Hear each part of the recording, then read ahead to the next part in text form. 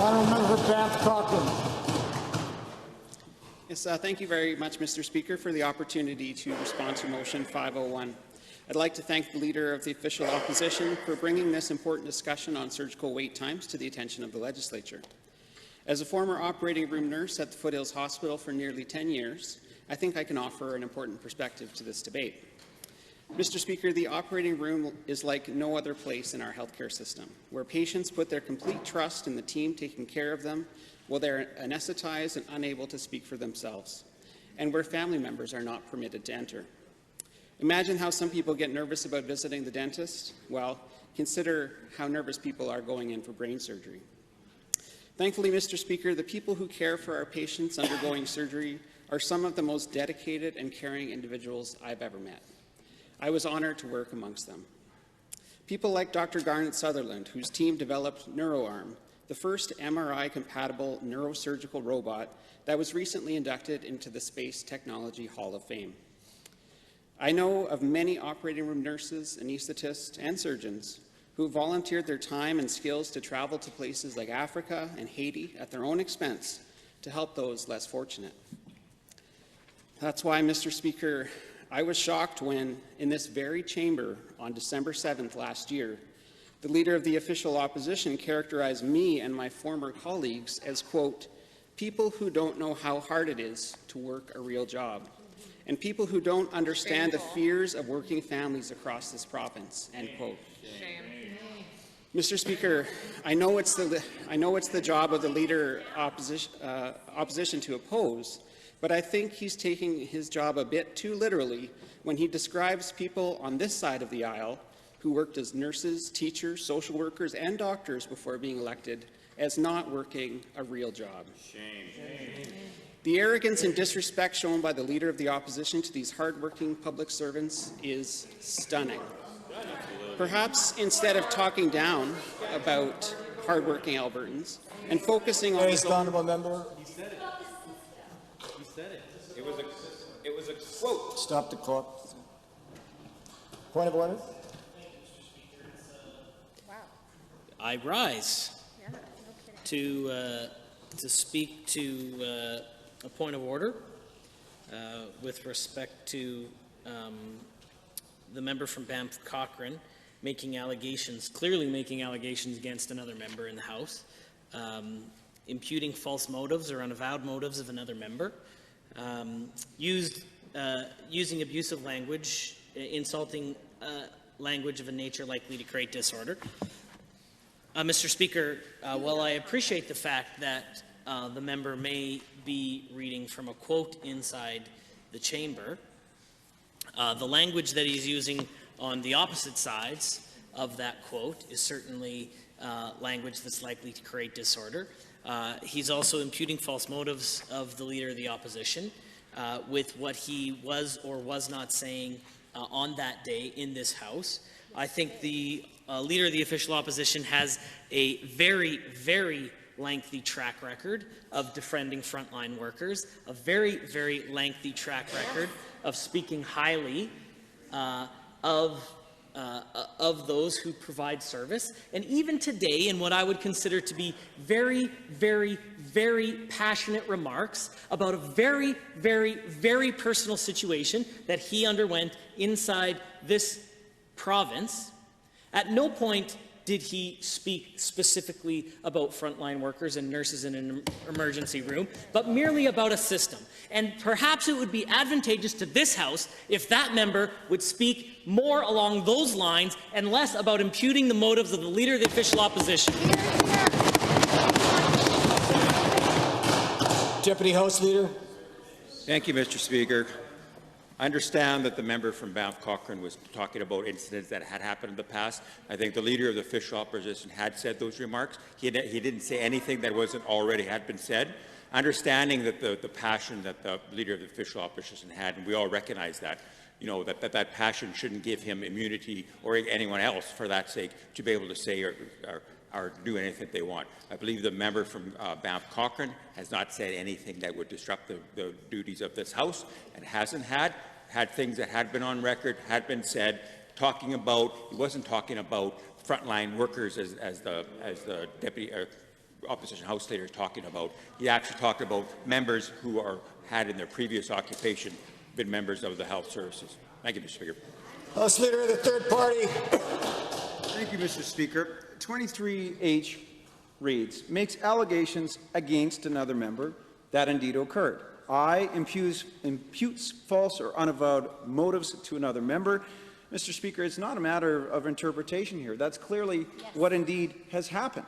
And I think it's extremely unfortunate, Mr. Speaker, because I'm expecting that you and all Albertans really want to be debating this motion and not this sort of situation, which is completely unnecessarily and extremely deleteriously personal. 23J reads, use abusive and insulting language. I know that many people would feel that that is exactly what this is. Now, I can tell you, Mr. Speaker, we could go on, but out of respect for this House and this debate and for this motion and for the people of Alberta, I'm not going to go on. I'm simply going to suggest that a very quick and easy, efficient and fair way to deal with this situation is simply for the member to rise, to apologize, to retract the statements, and I'd love to hear the rest of the speech as it relates to this motion on this table at this time.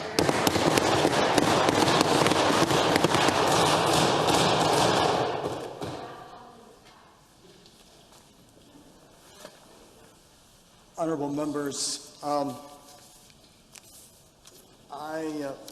of the view that you continue to find reasons that you can antagonize each other across the hall. In this particular instance, I don't have the blues in front of me. I don't recall the exact words that you said, but nonetheless, there was a reference, as I believe the Deputy House Leader made, with respect to comments that were made in the House earlier. I would, however, caution the member. So I'm not sure that there is actually a point of order in this instance. However, please stick to the subject matter. Avoid those statements that may be perceived as personal, and be respectful. Please proceed. Well, thank you very much, Mr. Speaker. Perhaps instead of talking down about hardworking Albertans and focusing on his own internal party conflicts and bozo eruptions, he should go out and actually talk to some frontline workers. The Wildrose leader's contempt for public servants is only compounded by his demands to unilaterally impose wage freezes and toss collective bargaining out the window, something Wildrose previously opposed during the Bill 46 debate. Order, please. Demonstrating just how far to the right they've shifted. Order, please.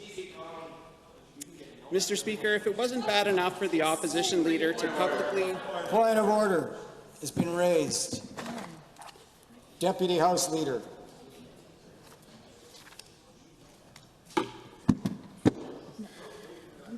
Thank you, Mr. Speaker. Heckling most certainly is part of the customs of this House.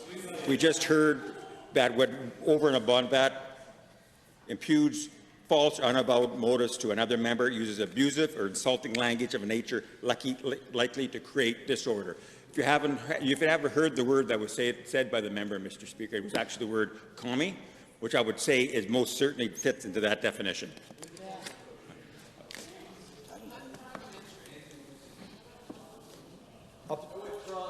As those comments. Thank you. See how that works, guys? Simple. Banff Cochrane, you keep in mind the earlier comments. Be careful. Yes, absolutely, Mr. Speaker. First of all, on April 20th of last year in this chamber, the official opposition leader said, with a straight face, unanswered, the following quote with respect to Alberta's healthcare system. Quote, when people quit or when people move out of the province, let's just not rehire them. Honourable member.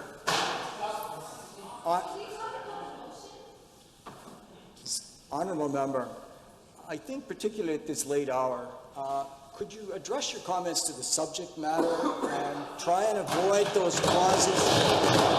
Try and avoid those clauses that you believe might be taken as causing disorder in the House. But please continue. Mr. Speaker, I know I've touched a nerve on the other side telling the truth about the opposition, but I think I've got 10 minutes to each member is afforded 10 minutes to make their case, and I'd appreciate the opportunity to do that, Mr. Speaker. He said, let's just not rehire them for now. It wouldn't help morale. It would help morale, Mr. Speaker. It would.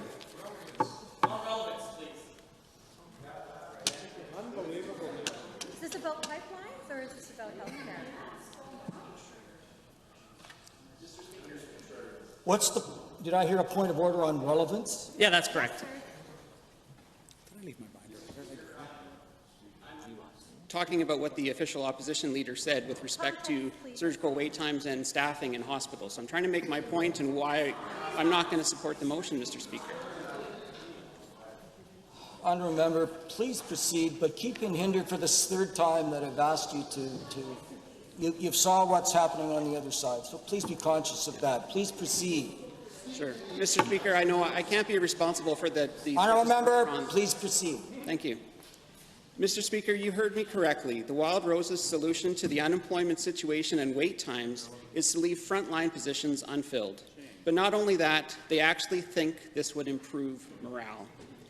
I've heard some far-out things from the Wildrose Brain Trust, Mr. Speaker, but this one ranks right up there with calling feminism a cancer. Take it from me, Mr. Speaker, these harebrained Wildrose schemes would simply not work and would most definitely not help morale. Picture this, Mr. Speaker, healthcare being a female-dominated workplace with a relatively young workforce, thanks to the cuts imposed by the 90s and the PCs that eliminated a generation of nurses and blew up hospitals. There are hundreds, if not thousands, of frontline workers on maternity leave at any given time. Not only that, Mr. Speaker, the short-term staffing situation was to such an extent when I worked at AHS that staff couldn't even get time off to attend their own wedding. And here we have the leader of the Wildrose saying it will improve morale not to fill these positions. It's unbelievable, Mr. Speaker. You can't make this stuff up. I'm beginning to think the leader of the opposition is concentrating more on keeping his job or dreaming up a name for a new party. Mr. Speaker, I'd like to suggest the Wild Conservatives. But wait, Mr. Speaker, here's another Wildrose plan to make you facepalm. During the 2015 election campaign, the Wildrose proposed a sketchy-sounding wait time guarantee. The guarantee went like this. If a Wildrose government fails to meet its own wait time targets, which they most certainly would, considering their plan not to fill vacant positions and cut billions from healthcare, Albertans could go to a private clinic or out of province for procedures and be reimbursed by the public system.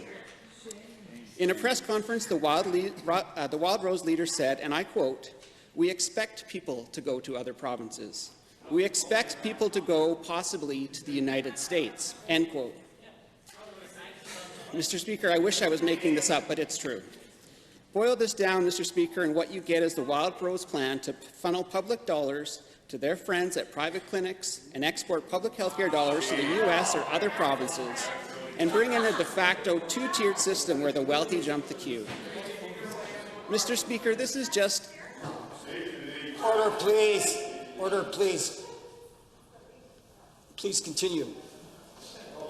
Mr. Speaker, this is just another back-at-the-napkin Wildrose plan that was clearly not thought through, just like the others. A plan that belongs with their shadow budgets, never to see the light of day. It's a shame, really. Albertans deserve better from their opposition.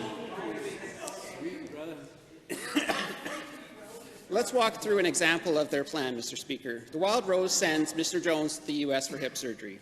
Mr. Jones pays out of his pocket for airfare for him and a companion, and pays out of his pocket for a hotel room. But then Mr. Jones suffers a medical complication during surgery and has a stroke. As a result, Mr. Jones requires 24-hour care for the rest of his life and must be repatriated back to Alberta at significant expense. Who pays for all this, you might ask? Mr. Jones. Sorry, the Wildrose says, we only offered to pay for your hip surgery. You're on your own for the stroke. On the other hand, here in Alberta— What's the point of order? The member continues to use language and makes allegations about what the Wildrose makes allegations against members of this House. House Leader, you've said that before. In this instance, I think the member is offering an opinion, which is the freedom. Order, please. Are you finished with the point you wanted to make? I heard that before. No, I'm not finished with the point that I'd like to make, because the honourable member is making assertions about things that aren't true. And he is making assertions about a policy of the Wildrose Party that are false. He's not telling the truth, and that should be a problem for all members of this chamber. that I'll- I was lying. You've also said that we were telling the truth. We just didn't call you. Order, please.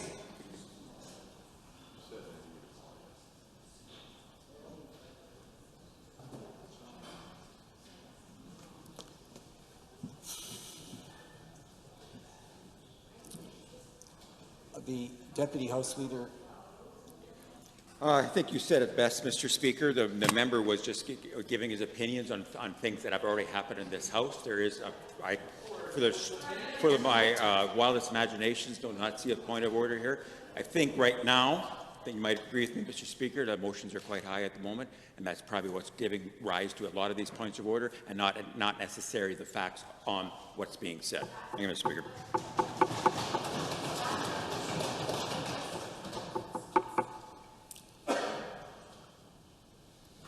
The House Leader for the third party. 23H, referring to allegations. 23I, false and unavowed motives. It's not a matter of opinion, sir. When someone comes forward and says, and we don't need the blues, we don't need smirking, if the member had read the motion, the last clause includes to reduce wait times within the limits of the Canada Health Act. He was going off on a huge tangent about private health care, etc. And I've got to tell you, it's embarrassing when we can't have a level of decency and respect in this place to concentrate, sir, on the motion. Honourable Member. On the motion. Let's keep the personalities out of it, please, and thanks. Honourable Member. I think it's a matter of opinion. You have 2 minutes left. It was a matter of opinion. I caution you again to the fourth time, agreeing to your own Deputy House Leader. Be cautious of the time of the day that you're in and the comments you're making. Well, thank you very much, Mr. Speaker. Let's see. Instead of investing in Alberta's healthcare system like we are on this side of the House, Wildrose would rather cut billions and export public healthcare dollars to private providers outside of Alberta and support queue jumping for those who can afford it. Mr. Speaker, I can't support this motion or the Wildrose's preposterous and ill-considered solutions to shorten wait times. We already publicly report a significant amount of wait time information. More reports and studies the Wildrose is calling for would divert resources away from the front lines. I'm getting a bit tired of the Wildrose leader talking down about Albertans and hoping the government fails for his own short-term political gain. This motion from the opposition leader was a chance for him to demonstrate leadership and propose some solutions to show Albertans what he would do differently. If he bothered to look, he would have seen that wait time information is already publicly reported. He'd rather admire the problem and scapegoat and blame frontline workers. Instead, what we need to do is take action, and that is exactly what this government is doing. We restored $800 billion in funding to healthcare, and will continue finding efficiencies to offer more timely care and make improvements in wait times. Mr. Speaker, I will not be supporting this motion and urge members to do likewise. Thank you.